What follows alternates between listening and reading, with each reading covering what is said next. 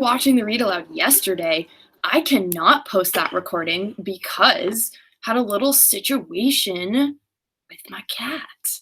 Um, yeah, so enough of that. I'm going to do my best to summarize what we read yesterday, though. So we made it to part 2 in The Alchemist. Santiago the shepherd boy had been robbed by a man in the market, and he was taking inventory of all that he had left, which included a jacket, a book, and 2 stones. And the 2 stones were from the king of Salem that he had met at another plaza in a different country. And so he was like, okay, things could be worse. At least I have these things. And so he was in search of omens, good omens. And he found one while he was passing by a crystal merchant who was kind of cleaning up his shop, but also like a little anxious that Santiago was hanging around. He feared that Santiago might rob him.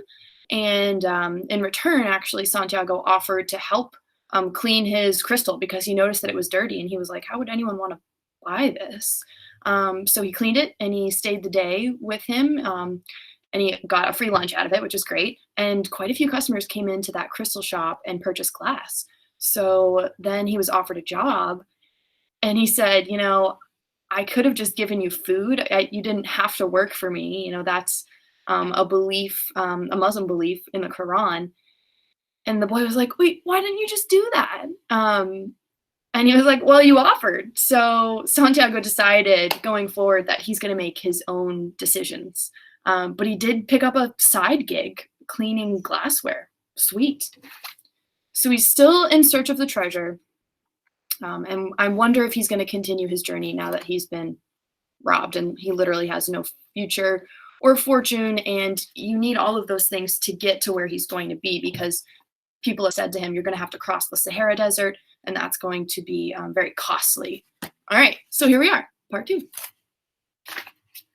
The boy had been working for the crystal merchant for almost a month, and he could see that it wasn't exactly the kind of job that would make him happy. The merchant spent the entire day mumbling behind the counter, telling the boy to be careful with the pieces and to not break anything. But he stayed with the job because the merchant, although he was an old grouch, treated him fairly. The boy received a good commission for each piece he sold and had already been able to put some money aside. That morning he had done some calculating. If he continued to work every day as he had been, he would need a whole year to be able to buy some sheep. It's a long time. I'd like to build a display case for the crystal, the boy said to the merchant. We could place it outside and attract those people who pass at the bottom of the hill. I've never had one before, the merchant answered. People will pass by and bump into it, and pieces will be broken.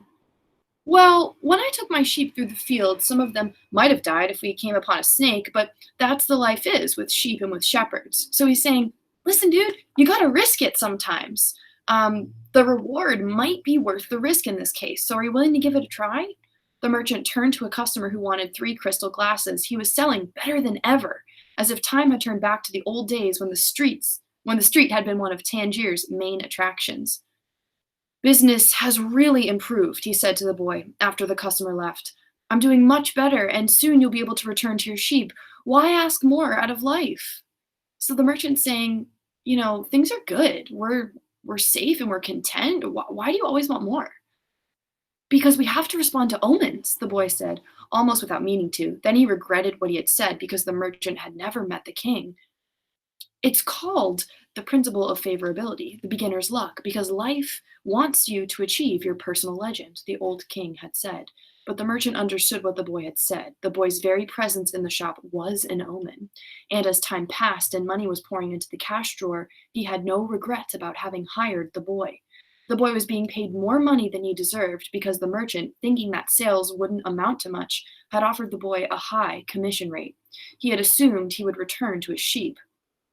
Why did you want to get to the pyramids? He asked, to get away from the business of the display. Because I've always heard about them, the boy answered, saying nothing about his dream. The treasure was now nothing but a painful memory, and he tried to avoid thinking about it. I don't know anyone around here who would want to cross the desert just to see the pyramids, said the merchant. They're just a pile of stones. You could build one in your backyard. You've never had a dream of travel? You've never had dreams of travel, said the boy, turning to wait on a customer who had entered the shop. 2 days later, the merchant spoke to the boy about the display. I don't much like change, he said. You and I aren't like Hassan, that rich merchant. If he makes a buying mistake, it doesn't affect him much, but we two have to live with our mistakes. That's true enough, the boy thought ruefully. Why do you think we should have the display? I want to get back to my sheep faster. We have to take advantage when luck is on our side and do as much to help as it's sorry, as wow, I'm gonna back right up. We have to take advantage when luck is on our side and do as much to help it as it's going to help us, as it's doing to help us. It's called the principle of favorability or beginner's luck.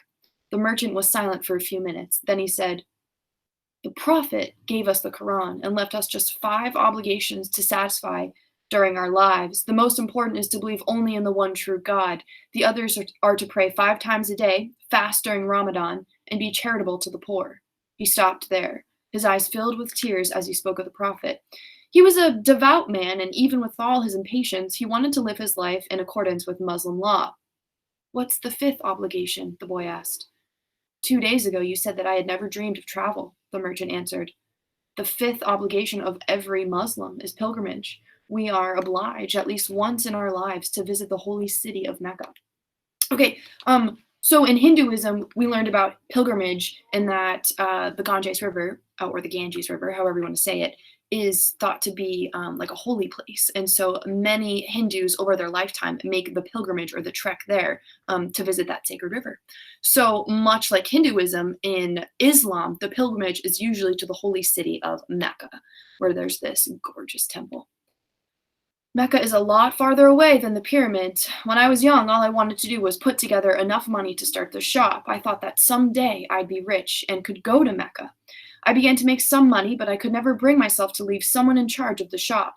The crystals are delicate things. At the same time, people were passing by the shop, heading for Mecca. Some of them were rich pilgrims traveling in caravans with servants and camels, but most of the people making the pilgrimage were poorer than I.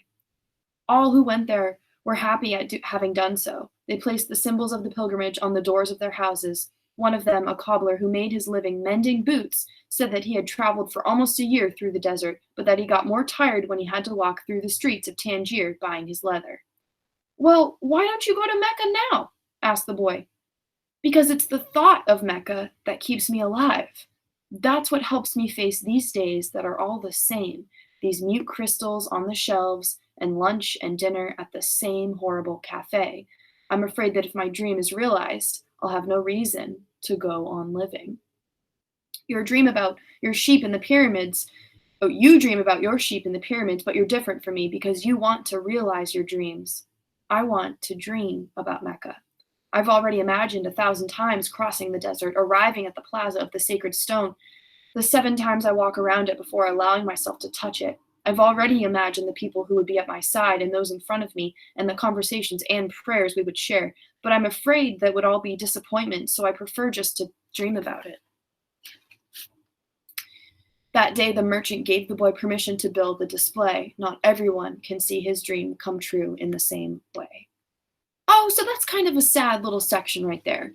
The merchant says, no, I'm content with my dream being at a distance and me kind of going over it in my head. And that's how I choose to, practice realizing my dream. But you, Santiago, should go and fulfill your dream because clearly that's what you want to do.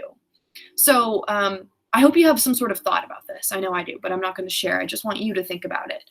Do you agree with Santiago in that you should pursue your dream no matter what the cost is? Or do you agree with the merchant? Maybe it's better to just think about the dream instead of actually, working towards it. Okay, time check. I got a couple more minutes. Let's see how long this next section is. Perfect. Okay, just like another page and a half.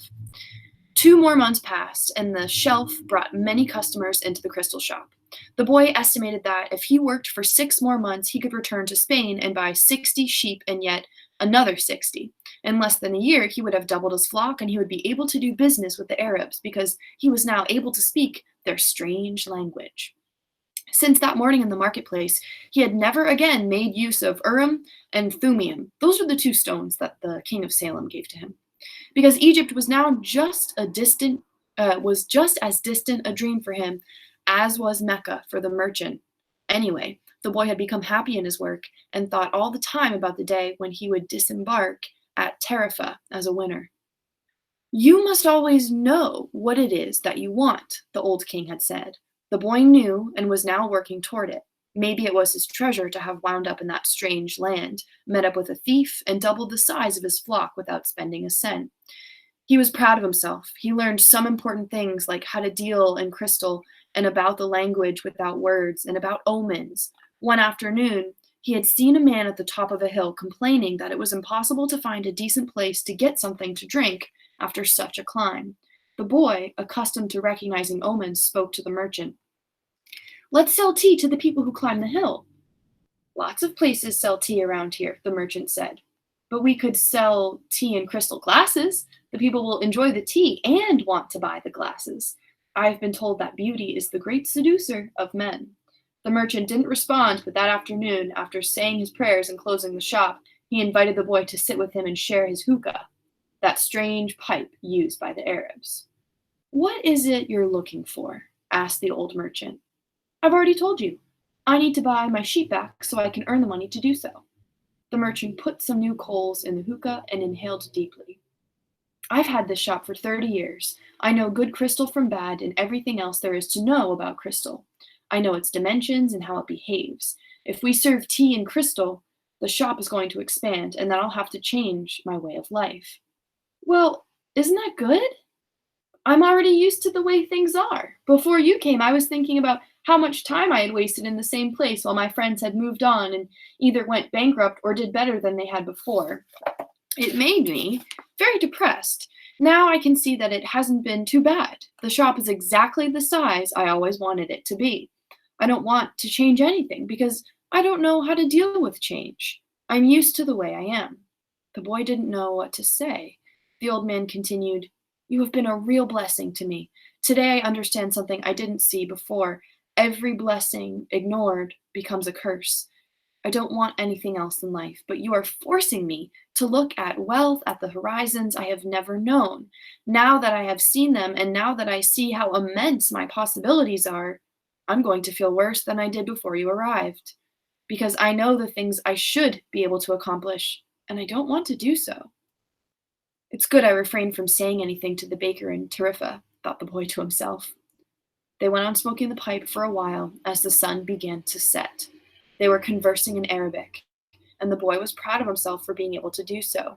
There had been a time when he thought that his sheep could teach him everything he needed to know about the world, but they could have never taught him Arabic. There are probably other things in the world that the sheep can't teach me, thought the boy as he regarded the old merchant. All they ever do really is look for food and water. And maybe it wasn't that they were teaching me, but that I was learning from them. Muktub, the merchant said finally. What does that mean? You would have to have been born an Arab to understand, he answered, but in your language it would be something like it is written. And as he smothered the coals in the hookah, he told the boy that he could begin to sell tea in the crystal glasses. Sometimes there's just no way to hold back the river. Wow, powerful. So Santiago really actually convinced the merchant that maybe there's nothing wrong with change, and I'm glad that you're content, but give it a go. What do you have to lose? All right, so more tomorrow, and let's see what time it is. 1:18. All right. This was a nothing crazy happened in today's read aloud.